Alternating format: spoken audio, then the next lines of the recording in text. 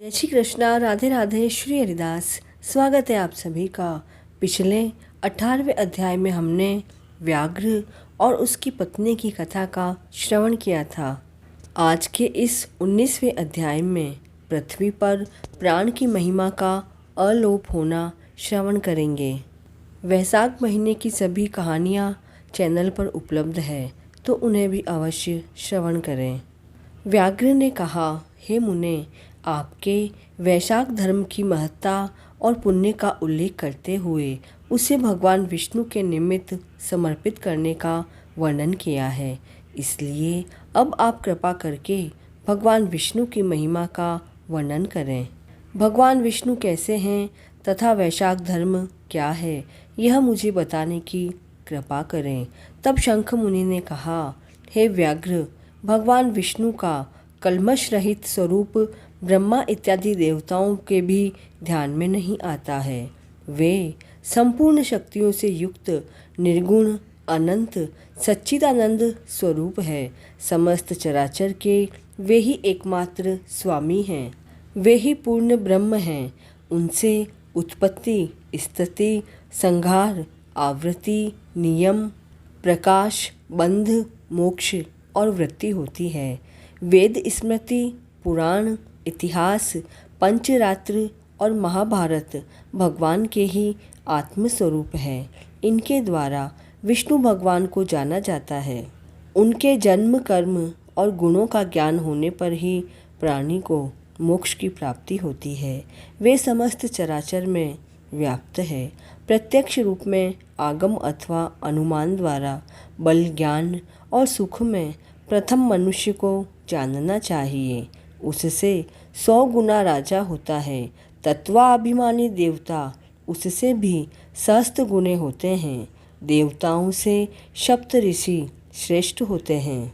सप्त ऋषियों से अग्नि, अग्नि से सूर्य, सूर्य से बृहस्पति, बृहस्पति से वायु, वायु से इंद्र, इंद्र से पार्वती और पार्वती से जगत गुरु महादेव, उनसे बुद्धि देवी और बुद्धि से प्राण बलिष्ठ होते हैं। प्राण सबसे श्रेष्ठ है। यह समस्त जगत प्राणात्मक ही है तथा वेष्टित है। वह नील मेघ के समान प्रभायुक्त एवं सबका आधारभूत है। इसी को ही सूत्र कहते हैं। लक्ष्मी के कटाक्ष मात्र से ही इसकी स्थिति है। तब व्याघ्र ने पूछा, भगवान विष्णु की एकमात्र कृपा लक्ष्मी देवी है। उनके समान कोई नहीं है। जीव में प्राण नामक सूत्र कैसे हुआ, यह आप मुझे बताएं कि परमात्मा प्राण से अधिक कैसे हैं।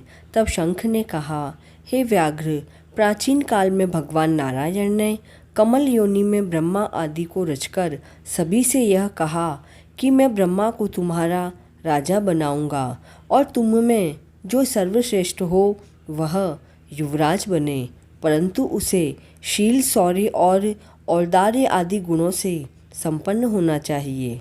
भगवान के ऐसे वचन सुनकर देवता इंद्र के पास जाकर विवाद करने लगे। कोई सूर्य को, कोई इंद्र को तो कोई अन्य को श्रेष्ठ कह रहा था। जब वे लोग किसी निर्णय पर पहुँचने में असमर्थ रहे तो भगवान के पास गए और बोले, हे प्रभु, हमने आपस में बहुत विचार किया, लेकिन हम में से कोई भी अधिक श्रेष्ठ नहीं लगा। अतः अब आप ही इसका निर्णय करने की कृपा करें। भगवान विष्णु उनकी बात सुनकर हंसे और बोले, मेरे विराट शरीर में से जिसके निकलने पर शरीर गिर पड़े और उसके प्रवेश होने पर वह पुनः खड़ा हो जाए, वही तुम सब में श्रेष्ठ है। भगवान की यह बात सुनकर जयंत भगवान के पांवों से निकल गया तो उसे सब लोग पंगु कहने लगे। दक्ष प्रजापति गुहेंद्रियों में से निकल गए तो उन्हें षड कहने लगे। इंद्र हाथों से निकल गया तो उसे लूला कहने लगे। नेत्रों से सूर्य के निकल पर उसे काना कहने लगे। नासिका से अश्विनी कुमारों के निकलते ही उसे नकटा कहने लगे। कानों से 10 दिशाएं निकली, तब लोगों ने उसे बहरा कहा। जीभ से वरुण के निकलने पर उसे अरसज्ञ कहने लगे। वाणी से अग्नि निकली तो उसे गूंगा कहा। सबके निकल जाने पर भी शरीर नहीं गिरा। अंत में प्राण के निकलते ही शरीर गिर पड़ा और उसे मृत कहने लगे। तब भगवान ने कहा, जो इसे उठाने में समर्थ होगा वही सर्वश्रेष्ठ है। पुनः सभी देवताओं ने क्रमबद्ध रूप में प्रवेश किया, लेकिन शरीर तो मृत ही रहा। अंत में प्राण के प्रवेश करते ही शरीर वापस उठ बैठा। तब सभी देवताओं ने निश्चय किया कि बल, ज्ञान, धैर्य, वैराग्य और जीवन से भी अधिक प्राण ही समस्त देवताओं का अधीश्वर एवं व्यापक है। अतः उन सभी ने प्राण को ही युवराज बनाया। उसके सम्मानार्थ सामवेद का गान करने लगे। इसी कारण यह चराचर सृष्टि प्राणात्मक है। प्राण सर्वव्यापक है और सबका मूल है। यह प्राण भगवान विष्णु का अनुवर्ती और वशीभूत है। इसी कारण प्राणी को भगवान विष्णु का विशेष सहायक कहते हैं। भगवान विष्णु की इस महिमा को जानकर ही प्राणी शरीर को त्याग कर भगवान के पास जाता है। शंख मुनि के इन वचनों को सुनकर उस व्याघ्र ने पूछा, हे देव, आप प्राण की उस महिमा का वर्णन करें जो कहीं भी विदित नहीं है। तब शंख मुनि बोले, एक समय प्राण भगवान का पूजन करने के लिए गंगा के तट पर गया। वहाँ ऋषि मुनियों के साथ धरती को हल से शुद्ध किया। पृथ्वी के नीचे कर्णव ऋषि समाधि लगाकर बैठे थे। वे हल से खिंचकर बाहर आ गए और सामने प्राण को देखकर श्राप देते हुए बोले, तीनों लोकों से तेरी महिमा नष्ट हो जाएगी और तुझे पृथ्वी पर कोई नहीं मानेगा।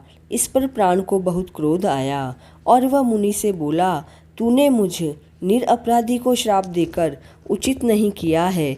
इसी कारण हे कर्णव, तू गुरुद्रोही होगा और तेरी सभी जगह निंदा होगी। हे व्याघ्र, उसी समय से पृथ्वी पर प्राण की महिमा लोप हो गई। कर्णव ने भी शाप के वशीभूत होकर अपने गुरु की हत्या कर दी और वह सूर्य का शिष्य हुआ। हे व्याघ्र, तूने जो पूछा था वह सब मैंने तुझे बताया। अब और क्या पूछना चाहता है? वैशाख मास मातम्य का 19वां अध्याय पूर्ण हुआ। जय श्री कृष्ण।